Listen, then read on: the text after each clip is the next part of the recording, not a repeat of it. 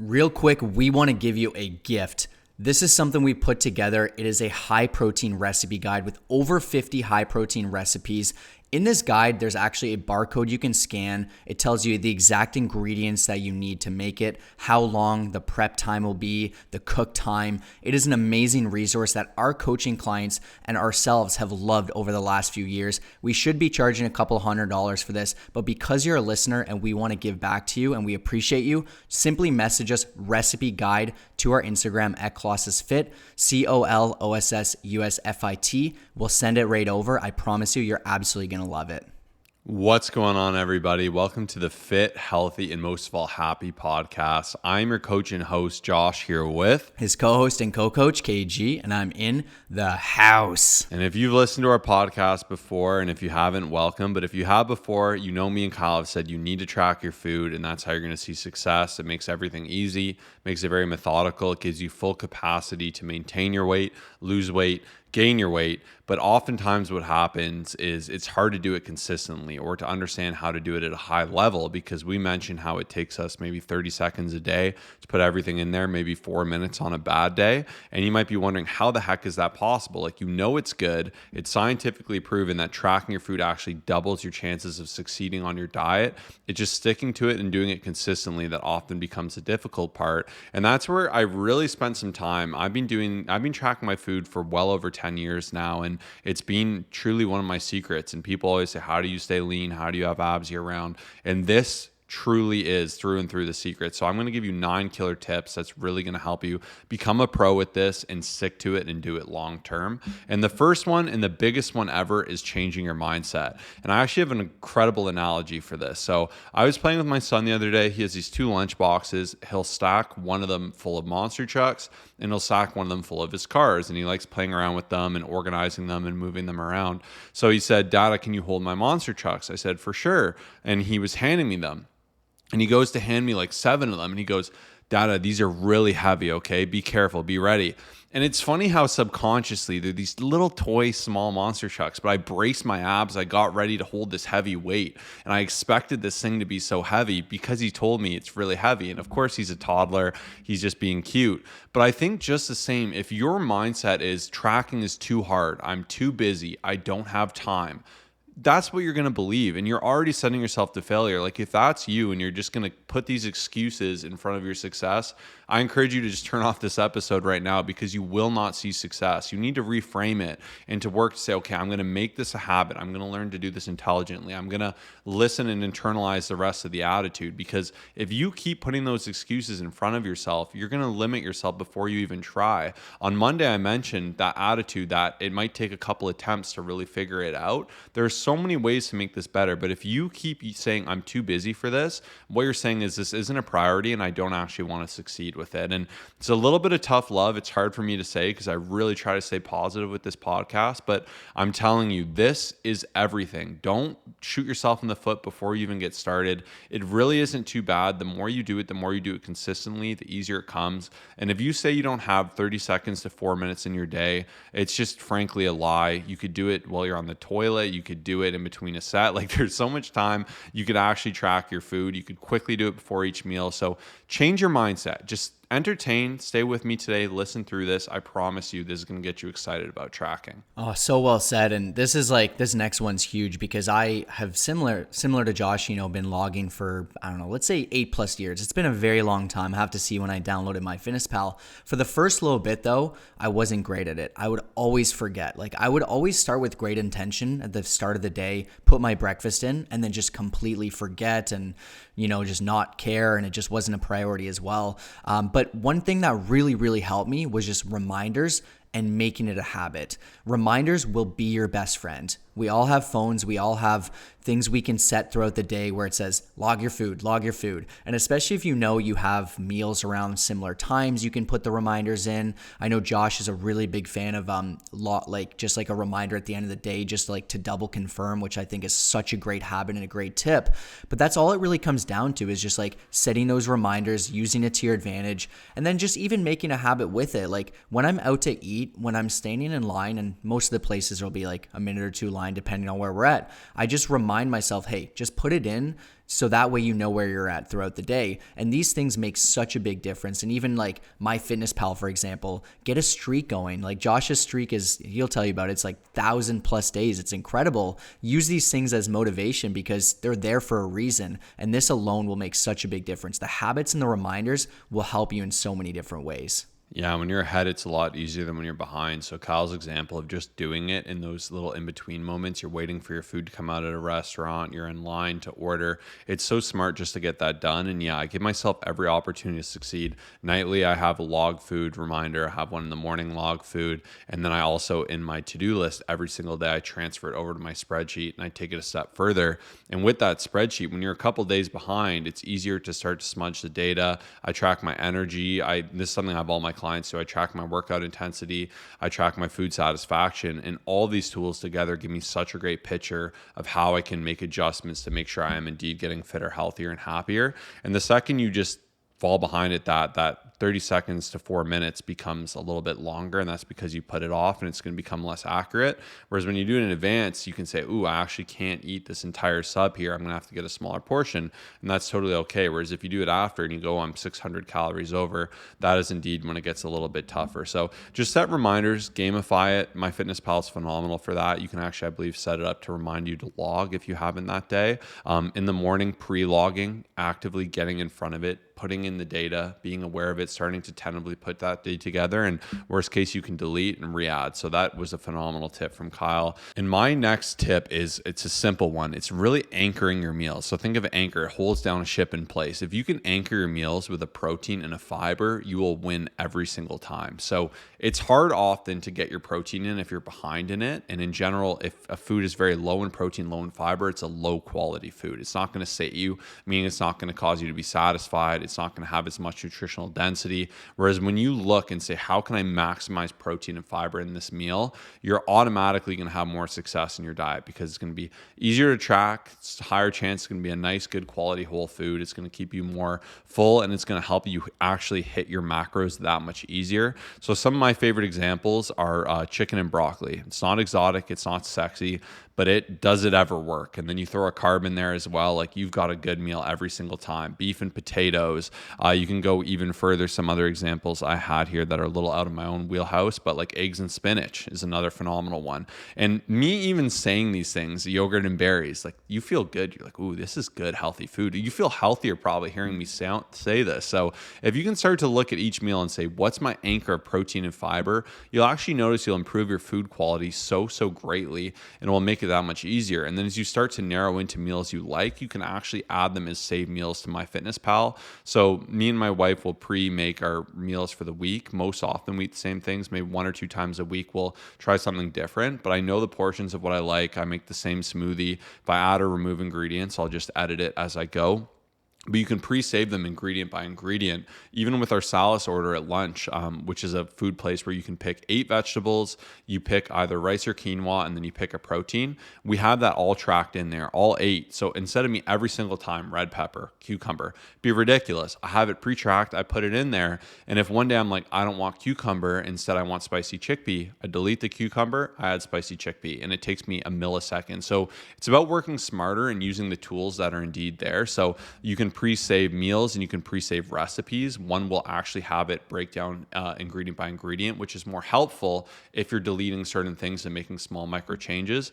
Whereas if you have a recipe that every single time you eat it consistently, you can just add it as a recipe. And if you have a recipe for healthy protein cookies, 12 cookies, you would just eat 1/12 of that entire recipe. And it's harder to communicate visually than it is if you actually just go in MyFitnessPal, play around with it. But I have everything. We make these mini pizzas. I got it tracked in there. We have these big salads we love to make tracked in there, and it just makes it that much easier. Yeah, so well said. And this is going to bring me into something I'm very passionate about. It's just simply having default meals. Now, I think a lot of people struggle with this whole journey alone just because they're eating a bunch of randomness, and it gets so hard to track. And you're just picking and choosing random things you feel like or that you come across. But there's so many things within my routine that I just consistently have, and there's a lot of fallback options as well. So for example, if I have 600 calories left, I need 40 plus grams of protein, I'm gonna have 2 turkey burgers. That's what's gonna work. Even last week there was one time where I had more carbs throughout the day. I couldn't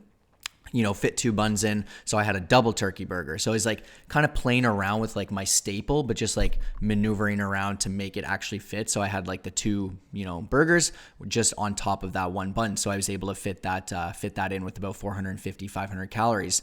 Now, once again, there's just a lot of randomness. Whereas like even for us, our burrito bowls, like when I'm going out for lunch, trying to grab a bite to eat and I'm not at home, I'm just going to either have the default of that healthy Salas place that Josh was mentioning. It's just so easy to track. It's so healthy. That's just a default option, as well as a burrito bowl. Like I don't even think twice. And it's funny because whenever I'd go towards these burrito bowl places, there's always so many other options there. Even one near me, Filthy Phillies. It's like this, like whatever, this random, I don't even know what it is. Just like a random bun. Philly cheesesteak. Yeah, Philly cheesesteak. I'm like, I've never even been here. Like this default is just the burrito bowl. And to me, this is just like I was sharing with a client the other day, how much protein I can get from that. Like my bowls will typically be over 70 grams of protein, and you can take out a bunch of unhealthy options. You can avoid sauces. You can make it actually solid. But the main point is that this is a default that I'm going to stick with, and it makes such a big difference. Similar to the Greek yogurt example, that's just a default. It's always going to be there, and it's always a great option. And that's something that I'm very passionate about. So that is going to be tip number 4. Yeah, a lot of people fail in diets because of decision fatigue. It's very hard making decisions, making good decisions when you're hungry, making rational decisions, making quick decisions. And the more you can have default meals, it's like a tool in your toolbox. And for us, when we travel, I always will just default to Chipotle. When I'm driving, it's so tempting. You're bored, like especially you're driving to Florida, like you're talking 20+ hour drive for us. It's real easy, and everything that I don't even care for, McDonald's, Taco Bell, it starts to look really sexy because you're starving, you're bored, the fun snacks at the grocery store. Instead, I'll like actively look for Chipotle. I'll get double protein. I'll have a big meal. I'll have a simple breakfast, and then I'll have a simple dinner, and I won't even snack. And like it's the easiest day ever to hit my macros, and I'm not even moving that day, so it's that much more imperative I eat healthy, my stomach feels good, and it's just really simple for me to do. Just the same in the concept of a default meal is like even yesterday I came home and I had to rush out to volleyball. I had a plan to barbecue and just do burgers quite simply for that dinner.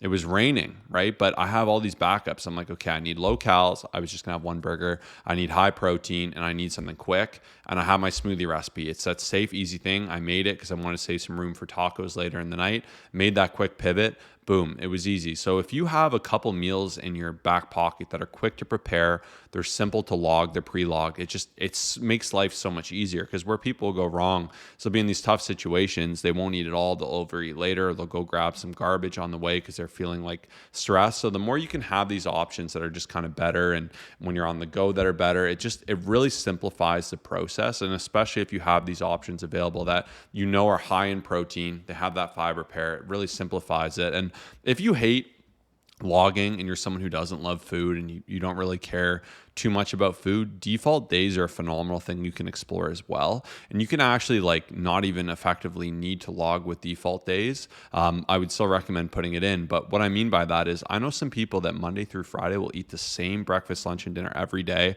with slight variances, and they'll have it all pre-logged. Maybe one day it'll be a chicken, one day it'll be a beef.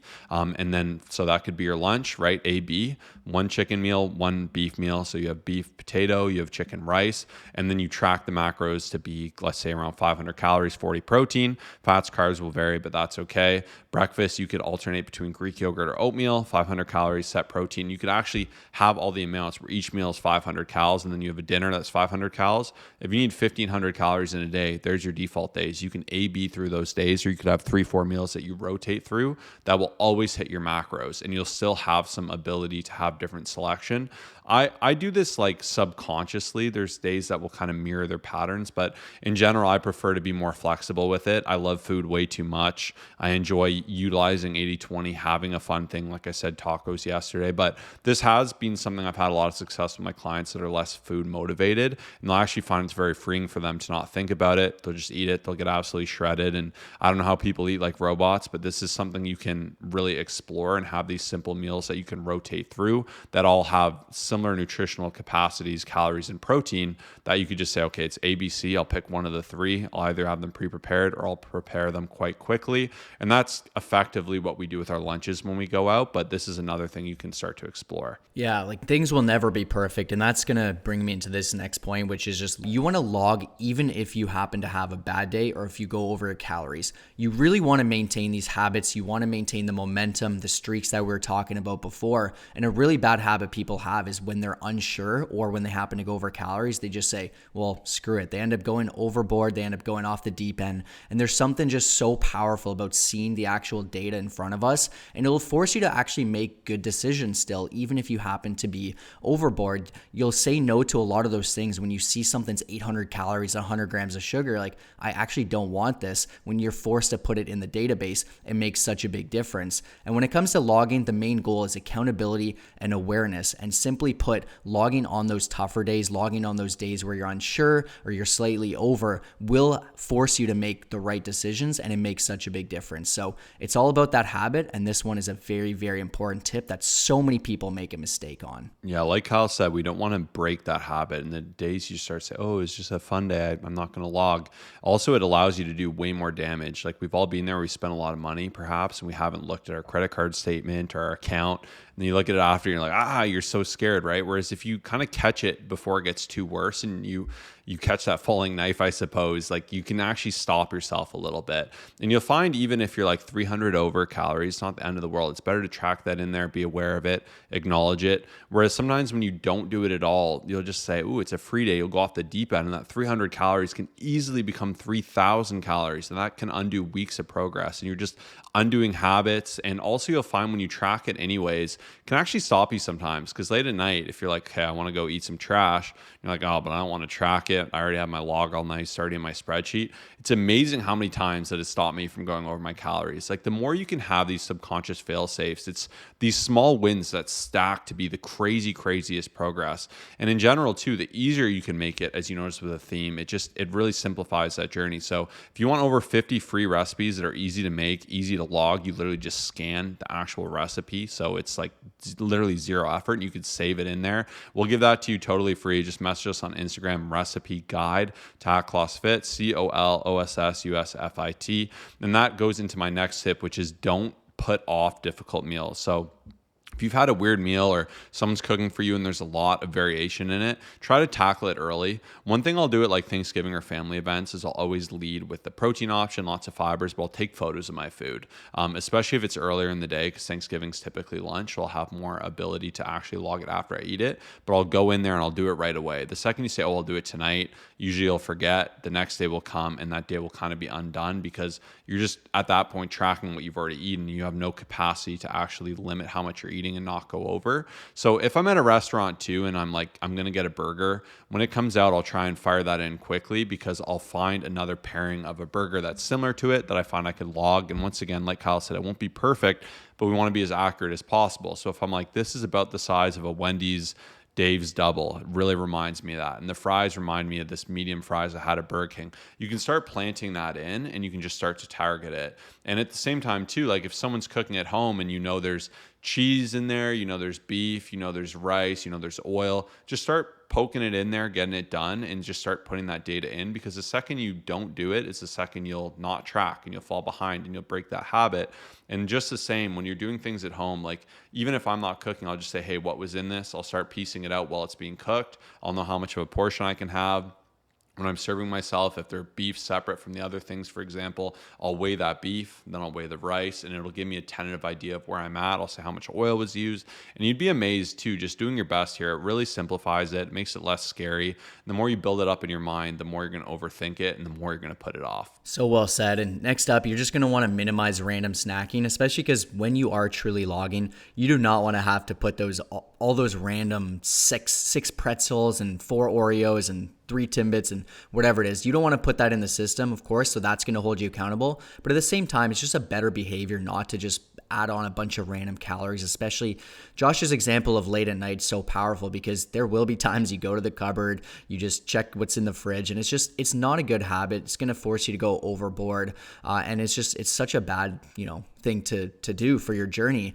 Even logging has helped me in so many ways. Like I give it so much credit because I used to struggle a lot, and now having that like mindset of knowing what's in a food and what it's made up of can help you in so many different ways. And even like, this is kind of a random side tangent, but now when I go out, I'm able to just like, it's kind of like your eyeballs just like opening up to seeing like all the data and stuff. Like that's how it is. Like even before, I used to go off on like Timbits and stuff like that, which is just like a small bite thing near us at this place called Tim Hortons. They're like 85 calories each one. I'm like, I will never get one of these again. It's just not worth it. So it's really such a powerful habit to have. And especially these like small bite things and these snacks, like this can cause you to have an extra 500 to 1,000 calories. Like it just makes such a big difference. So snacking will not be your friend here. And once again, when you actually put in the database and you see what's going on, that might be the reason you're, not succeeding on your journey. So you want to avoid doing stuff like this. Especially with late night snacking, when your log's already done, you've had your calories, usually you're just bored.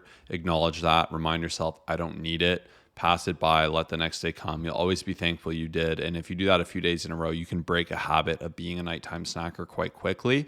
And before I give you our last and incredible tip, because this really ties everything together, if you're not following our podcast on Spotify or iTunes, so literally clicking the follow or subscribe button, there's a great chance you're not going to see as many episodes from us. You're going to miss out on amazing content just like this. So take the 2 seconds to follow or subscribe to the podcast. It'll make sure that you actually can see more of what we do. It also helps us on the back end, which is nice, and recommends the podcast to more people. So that would mean the world. But the final tip is to actually be accountable to the data / review the data. So data is only effective when we use it to actually make change. So look at it, look at how many calories you're eating on average, acknowledge, is my weight going up or down? Make the necessary changes, look for holes in your game. If every Thursday you blow up your calories because you're going out and bowling with your friends, start to create some plans to work around that. If every time you go to see your parents, you're not having success, find ways around that. Restaurants, and these are all things we help our clients with, and it's learning how to navigate these situations, because if you're naive and you just say, oh, I'll never do these things again, you have no life. That's not realistic. You're going to resent your diet. So